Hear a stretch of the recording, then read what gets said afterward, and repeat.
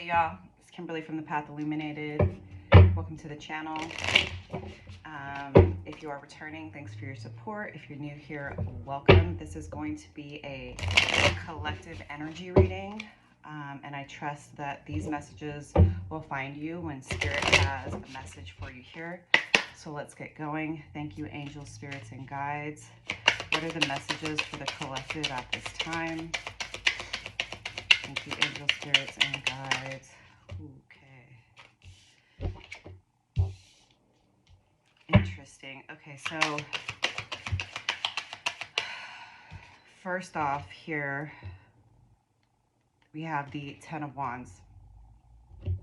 So this is a really intense, heavy energy, and it's speaking to the energy of the collective very, very truly. Whether you're here receiving this message or not, this message, this card, this Ten of Wands is speaking to how overwhelmed the collective is because of all of the shifts, all of the transitions, all of the challenges, all of the struggles, all of the chaos, right? And you know, this has been going on for a long time. Granted, I think all of us are very aware of individuals that have somehow maybe been able to ignore reality. But I think most of us, even if we have been, you know, doing our best to reframe our perspective and to focus on what we can control and to try to maintain some level of hope and optimism, it's been really quite exhausting, right? Emotionally, psychologically, mentally, and that affects us physically, right? Like, there's just been so much chaos, so much disruption. And this is also, especially with this particular card, right? This Ten of Wands is interesting because there are flowers growing out of this being. And what I like about this card in particular is it points to the fact that whether or not we've each realized it, taken stock of it, been able to tap into what's been going on, we've all grown, we have all changed. I would say since 2020, so much has changed externally. And whether we wanted to or not, we have also changed. We have also evolved, hopefully. I'm sure some people have devolved. But I would say that anyone who's resonating with this message, like, you've changed, you've evolved, you've grown, you've learned something or many things about yourself that you did not know before. You've learned skills, you've learned tactics, you've learned things about yourself and gotten to know yourself in a way that outside of this really freaking intense period over, you know, the last 5 years, you wouldn't have had this opportunity. And I say that with a little bit of sarcasm, right? Because it's definitely a double-edged sword, right? And that's what the Ten of Wands is. It's like, you have been so strong, you have overcome so much, you have faced so many challenges and difficulties, and yet you are still here despite feeling overwhelmed, despite feeling burnt out. You still find, even if it's the smallest reason, to get up, right? To keep going. And that is growth in and of itself, that when you are having your most challenging day, your darkest, deepest moments, that you still find a reason to get up in the morning and to push forward, right? And to even hold on to the smallest amount of hope. But the Ten of Wands is acknowledging, right, that we are exhausted, that we are overwhelmed, but there is a certain level of maturity, of evolution, of growth that we have experienced because of the trials and the tribulations. We have learned what we are truly capable of. And as it's been coming through in many of my messages, this time period has been to prepare us for what's next. And the next card is the Devil. It's reversed, but I will show it to you upright. This is, the Devil reversed is like, it's an acknowledgement, especially with this Ten of Wands card, that you have we have individually and collectively been facing our demons, and better understanding, right? Because in this card, these individuals, this is a different rendition of this card in this deck. In the traditional Rider-Waite-Smith deck, the individuals that are in front of the devil, they have chains around them that are loose. These individuals are just kind of holding on. So it's reversed. So it speaks to the fact that you have more control than you may believe or have been led to believe. And I do feel that in, right, going through these trials and tribulations, facing our demons, facing our fears, facing our preconceived notions of what reality is, and, you know, our social constructs and agreements, right, that we are learning, maybe slowly but surely we are learning that we don't have to keep doing what we've always done, right? Now, is that difficult work? Is that hard work? Do we have to tap into something deeper within us where, you know, we are first shifting our mentality? And also, I will acknowledge that this is a card of Capricorn, right? And November 2024, we moved from Pluto in Capricorn, which had been there since the 2008 financial crisis. Pluto moved into Aquarius. So collectively, we are shifting from this, the power dynamics that have been in play of this top-down hierarchical power structure, and realizing that we have more power that we've been led to believe, right? We don't have to agree to the rules of the game that have been set by the corporate overlords, the elites, right? We can start to shift, but the shift starts in our mind. And so I very much feel that a lot of the challenges, right, have been in sort of accepting that, like, everything's a construct. And so if everything's a construct, right, and we have unknowingly agreed to the terms and conditions or the rules of this game, that means that we can also reject them, right? And so it's happening individually, it's happening collectively, where we are learning what we truly have power over, which is ourselves, our frame of reference, our perspective, right? And learning that, like, you know, it might be difficult, right? But I don't have to continue to play this game, right? We can, ooh, that's way too many cards. Let's see what else. Spirit, what else do we have for the collective? Sorry, I got cut off, but yeah, so again, we've been reframing our perspective. We have been taking control of ourselves. We have been facing our demons. We have been facing the demons of the collective. We are still in this period, right, of rethinking, redoing, changing our perspective, right? Let's see what else. Ace of Pentacles, there's an opportunity here. There's an opportunity for us to, again, reframe our perspective on what it means to be secure, what it means to invest, right? Like, do you really want to take that pentacle that you have and put it into a stock market that is all smoke and mirrors, that is currently, you know, do you really want to continue to contribute to this construct, right, to this game that is rigged against you, that is rigged against me, that is rigged against the collective? Or do you want to take the opportunity, the resources that you have, and invest it in something other than what you've been told to do with it? Because the pentacle that you have, the opportunity that you have, you get to decide what you do with it. You get to decide what is of value. You get to decide what is worth your time, energy, and resources. And then we have the Four of Swords in reverse. I'll just show it to you upright. Oftentimes the Four of Swords is about resting. And I'm hearing there's no rest for the weary. I mean, I will say, as I have, take whatever time you can to meditate, to do yoga, to nap, to sleep, but this is a very tumultuous time. So it's not going to be easy. And it can be, again, easy to feel overwhelmed, to feel anxious, and try your best to be the witness and to have grace for yourself in those moments where maybe you have insomnia, maybe you have restless thoughts, maybe you're having a hard time regulating your nervous system, right? And being still may not be the best way for you to deal with this kinetic, chaotic energy.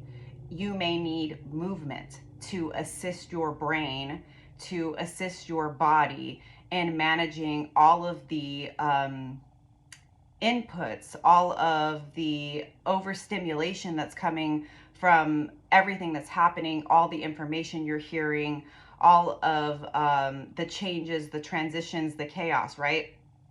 So going to the gym, lifting weights, going on a walk, going for a run, moving your body versus being still, because I'm sort of picking up that being still is sort of the place where, right, those unchecked, overwhelming overthinking is going to be happening. And so moving your body is going to help you sort of release the kinetic energy and find a little bit more grounding. Okay. Oop, that came out really quick. So we have the Magician, and what this Magician card is reinforcing is that you actually have what it is that you need for what's next. Okay. Now, again, because of the overwhelm, the insomnia, the stress, it may not always feel that way, but this is about perspective, right? You're intelligent, you're emotionally empathetic and sensitive. You have resources and tools that maybe you have not considered how to use them in a different way, right? That this is an opportunity for you to actually create what you have been wanting, right? Like I've brought this up so many times. This is an amazing opportunity right now in the midst of this chaos, in the midst of these timelines collapsing, to meet like-minded individuals, to create new communities, right? To pull resources and to realize that we are stronger together than we are separate. But it's first in understanding how strong, how capable, how resourced you actually are, right? Because the powers that were, they want us to feel powerless, but we actually are not, right? It's all about a shift in your perspective, right? And realizing that you actually have more than you think and you're more capable than you believe. And then we have the Queen of Swords. Again, I freaking love this card because this is all about being confident in your knowing, in your being, in your speaking, in your doing. This is saying what needs to be said, despite the fact that you may suffer judgment, criticism from outside forces, whether it's being suppressed, as I have been, and many of us have been, on social media, or friends, family, coworkers looking at you like, you're just being a Debbie Downer, right? Or you're just a conspiracy theorist. But is it a conspiracy if everything you've been talking about starts to happen, though? Like, really? There's a level of clarity that is very piercing, that not everybody is fully willing or able to receive. But that doesn't mean that you shouldn't speak that truth, right? Have confidence, again, in what you know to be true, and understand that there are people that are seeking to find you, and they cannot find you unless you speak that truth that is in your soul to speak, right? You gotta let it do what it's going to do. And for some people, it's going to be painful. But I've said this before and I'll say it again. My favorite Gloria Steinem quote is, "The truth will set you free, but first it will piss you off." And maybe some people need to be a little bit more pissed off than they are, right? Okay. Thanks for being here, y'all. If the messages are resonating, don't forget to like and subscribe. For me, I definitely feel very called to continue to invest in collective messages because there are a lot of us that are spiritual leaders, that are thought leaders right now that, for many, many years, I think we have been dismissed. We have been, identified as a conspiracy theorist or, over exaggerating or negative Nancy. And we just are adept at pattern recognition and we're just ahead of our time. But now is our time. Now is the time to be seen. Now is the time to be heard. Now is the time to speak the truth, because there are people that are, more and more people are waking up, and they know that things have shifted. I'm just going to get another card or two here. Okay. Wheel of Fortune, and I really love this card because, one, this is all about your perspective, but opening your third eye, right? Because what's happening is very scary. It's very triggering, but it's also an opportunity if you can see the deeper layers of what is happening right now. And then we have a snake here, right? We are in the year of the snake in the Chinese Lunar New Year, right? This is a shedding. This is a shedding of past beliefs. This is a shedding of past lifestyles and ways of being. This is an opportunity for growth. And sometimes that growth, even if it is for our benefit, even if it is for the benefit of the collective, right? That transition, that change, that shedding can be extremely painful. And I definitely feel that, but that doesn't mean that things aren't shifting in our favor, right? On a collective level. It's just that shedding process is what's happening right now, and it's very difficult and challenging. And so tapping into that inner wisdom, that spiritual perspective, that third eye is what is going to assist us in holding fast to what we know to be true, that this was inevitable and this is necessary for the change that we need to make on an individual and collective level. The star reversed. This is Aquarius energy, and I think it's like, at least for those of us who are, maybe on the astrology tip, we know inherently that Pluto and Aquarius is very positive, right, for our humanity, for community, for the collective. But right now we are in the destruction phase, right? We are in the dissolution of the old guard. We are in the shedding, the collapse of the old timeline, right? So even though the star is all about healing, it's all about growth, it's all about expansion, it's all about evolution, right now that's not how it feels. It doesn't feel very healing, right? But it's like we have to feel to heal. And right now what we're feeling is the overwhelm. Right now what we're feeling is the triggers. Right now what we're feeling is the fear. And we have to face those things. We have to feel those things in order to reframe our perspective and to heal those wounds individually and collectively, okay? Let's see. The Hanged Man, card of Pisces. We're in Pisces season. Changing our perspective, taking a step back, taking a bird's eye view, reframing the way that we view things, our perspective. That can take some time. That can take some solitude. That can take some time in meditation. Or like I said, just from this individual that is hanging from the tree, right? It's definitely Jesus vibes, right?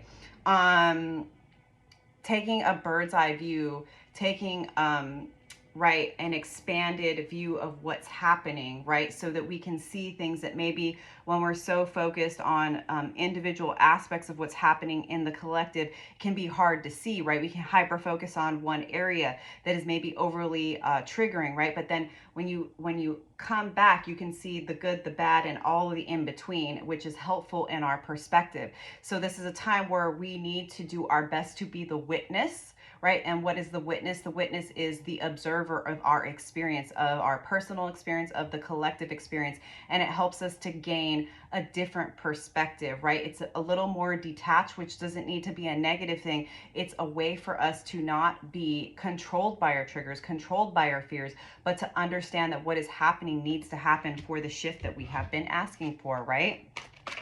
Okay. 2 more cards. Thanks for being here. Don't forget to like and subscribe. Hope the messages are helpful for you in this current paradigm. Okay, Nine of Swords. The overthinking is going to come. The fears are going to come. The triggers are going to come, right? Again, this is about being the witness, right? Don't shame yourself. Don't judge yourself, but witness it. Journal about it. Acknowledge it, right? You are a spiritual being having a human experience, and you are going to be triggered. It doesn't matter how grounded you are. It doesn't matter how mature you are. It doesn't matter how spiritual you are. You're going to struggle with overthinking, fear, depression, overwhelm, like everybody else, right? That just means you're human and you're here. Allow those thoughts, those feelings to come. Give it grace, give yourself grace, give other people grace, but understand that this does not need to be the place that you stay. And again, about shifting the perspective that after, right, this very challenging period in human history, there is the sun, happiness on the other side. It's like the sun will come out again, right? Things might be dark right now, but what is the one constant that we can rely on in this reality? Change. Things are not always going to be this way. Now, may it take some time, because time, again, is a construct, right?